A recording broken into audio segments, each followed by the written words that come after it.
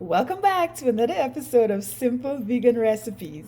And I'm going to do a bird smoothie. And for that smoothie, you will need half a cup of carrots, half a cup of plant-based yogurt, 1 1/4 cup of fresh pineapple, 2 tablespoons of raisins. Now, the raisins will soak overnight in water.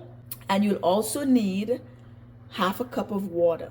So I'm going to take those ingredients, I'm going to put them in the blender for this bird smoothie. So let's do this.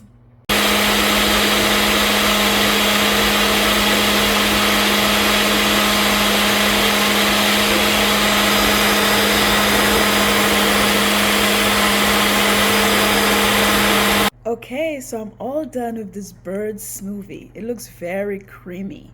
I love the color and the texture of it.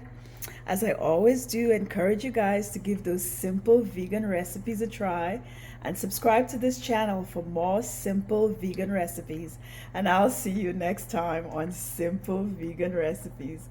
Bye for now.